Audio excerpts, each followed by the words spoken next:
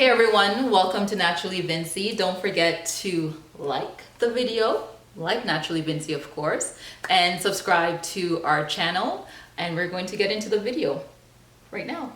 So a few weeks ago, you got to hear about Mama J's immigration story. And obviously I'm a part of that story. If you haven't seen it already, check above somewhere and you'll be able to see it. So this is my side of the story. So as you know, Mama J, who you guys all love, she immigrated to Canada when I was about 5 years old. So that would have been around 1988 or so. I'll be honest with you, I don't remember a lot of my childhood, but I do remember my mom leaving. And in a way, it was painful because I no longer had my mom there, right? I had her for 5 years of my life, and then all of a sudden she wasn't there. But the thing with mom was that I always knew that she loved me. I always knew that. She would be calling, if not every day, at least like every few days, every few weeks. I would always be talking to her. I will always be in contact with her. So I knew, she always told me why she had to do what she needed to do. And I know some kids in my situation, they would have been a bit resentful because they would not have understood why are you leaving me? Especially where, my mom was the main, my mom and dad weren't together. My dad was on the other side of the island. So, why are you leaving me? But the great thing is I had lots of family. I had great family. Our family is absolutely amazing. I had all these family members who took care of me, who were there. They were like, I was like their own. It didn't matter. I was just, I was just another kid in the house. And that's the type of family I grew up in. So I didn't have a reason to be resentful of my mom because I was fine. I had a grandmother who loved me and took care of me. I had my aunts who loved and took care of me, sometimes a little too much beatings, making sure that I was studying, making sure that I was getting everything done and, taken care of as was needed. And one of the things that my mom made sure as well was that, she would send money, making sure that I was taken care of. So I was one of the only kids in the village who had a bike or who had these clothes or had these dollies and had all these things. So I benefited directly from my mom being away. There were physical things that people could see because my mom was away. It was not like my mom went away and disappeared and I was a burden to anybody because my mom was taking care of me. One of the things that my mom would always do, she would always be calling home and she'll always be having dreams. Always have dreams. Dream. And she'll always be dreaming that I was drowning. So she would always be calling and asking, don't let her go to the sea. I had another dream. Don't let her go near the sea. I had a dream. So mom was always dreaming about me being in the sea. I think when I was about 8, I had the opportunity to go up on vacation to see her. And keep in mind in St. Vincent, you're running, you're playing, you're jumping. I'm eating well, I'm eating fine. But back home, if you're not chubby, if you're not fat, then there's a problem. Can anybody, we know that's true, all right? So I think when I came up, when I was about 8, my mom was she was almost in tears, I think.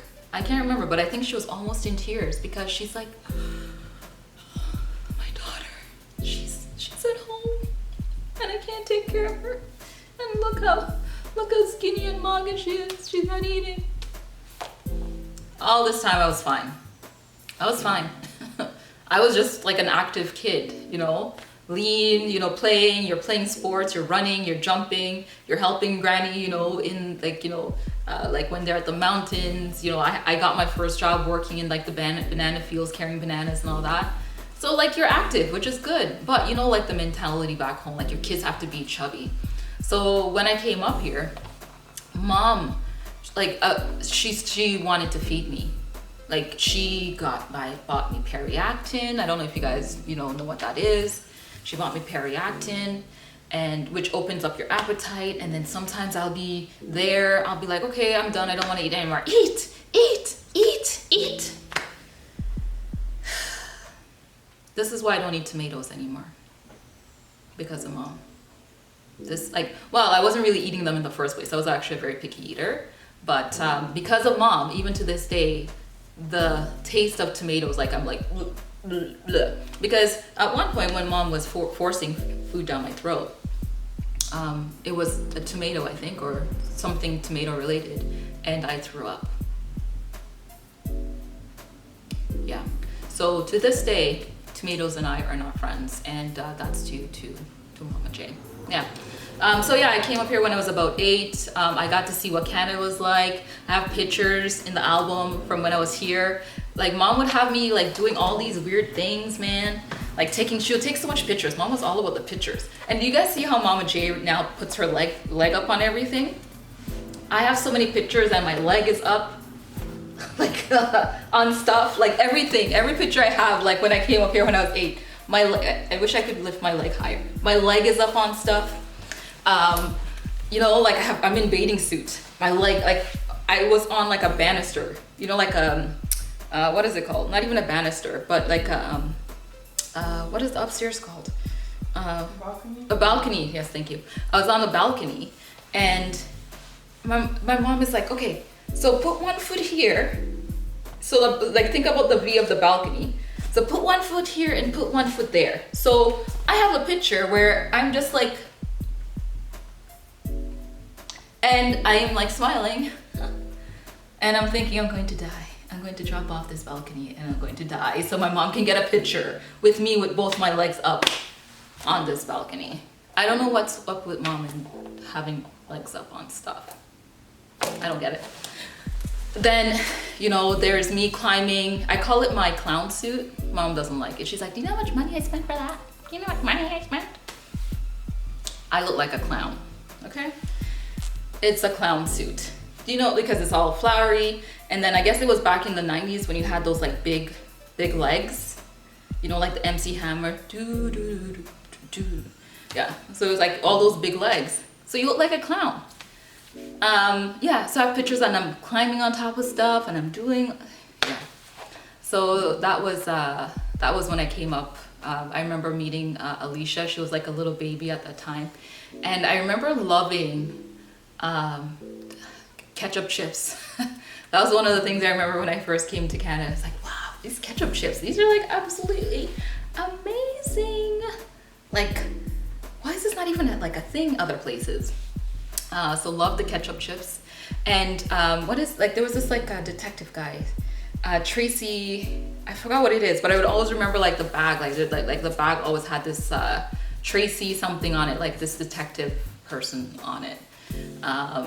Yeah, so then I had to, and actually leaving and going back home was difficult because here I was again with my mom. But it was always a challenge, like, because my mom was here, but then I also had my grandmother who I wanted to be back with as well, you know? So it's like, okay, no, I think, or did my grandmother come? I can't remember if she came up with me or not that time.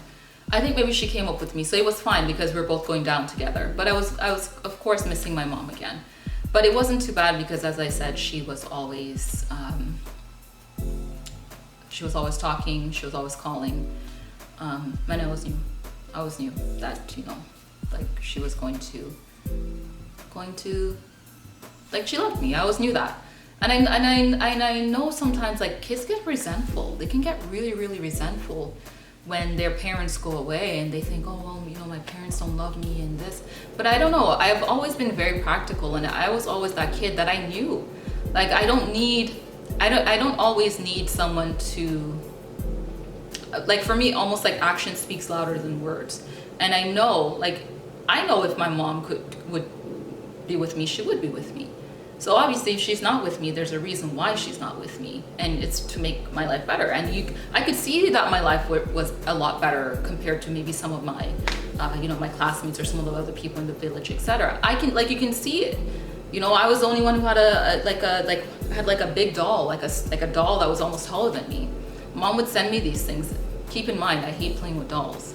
But I would have those. Like I was one of the only people in the village who had a bike, So I had those things where others didn't. And the only reason I had those was because Mom was up, in Canada in the cold working and, sending that stuff back for me.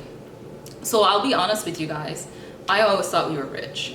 I really, really thought we were rich because I had everything I needed. Like I didn't need anything.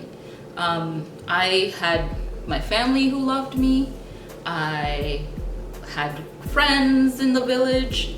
I had a bike. I was good. Like I'm a very simple person. I was good.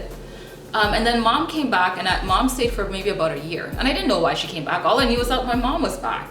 And we were back, and she was back home. And we had to do all these tests. And then I got blood in my urine. I'm like, what? Why am I doing all these tests? And then my mom wants me to go to Catholic school. I'm like, no, it's so boring. I don't want to go to Catholic church. It's like, who wants to go to Catholic church? It's so boring. They're speaking a different language. I can't understand what they're saying. So different. Because she wanted me to go to Catholic school when I came here. I absolutely hated Catholic church because it was so boring. The thing I loved about it though, it was very short. Like I like that, but it was very not growing up in it. Like you don't understand what they're saying. You don't it's so different from a Pentecostal church. You just don't know the difference. So Mom came back, and then they're like, it's time. You're going to meet your mom. Yay! I'm going to meet Mom. I'm going to be with my mom. But this time it's not a vacation. This time it's forever. And you're excited because, hey, Canada's kind of cool. Canada's interesting. I've been there on vacation. It seems nice. It's different. It's great. But at the same time, I'm leaving everything that I've known. I'm leaving all my friends. I'm leaving my grandmother. I'm leaving my aunts. I'm leaving my cousins. I'm leaving everything. And I was sad. I was extremely sad.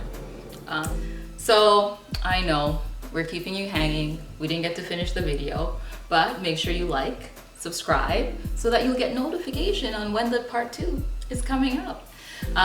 Like the video, comment below. What are your thoughts? Based on, what, Mama J said in hers. If you didn't watch it, now's the time that you should. And, my experiences, do you think that Mama J made the right decision? Do you think that she made the right decision, leaving to come to another country to make a better life for herself? So comment below. All your likes, all your comments, they do help us. They do help us getting the word out. Share. Hey, what's stopping you from sharing the video? Come on, what are you doing? What else do you have to do? Joking. But yeah, make sure to hit that subscribe button and 2 thumbs up the video. Thank you. Bye.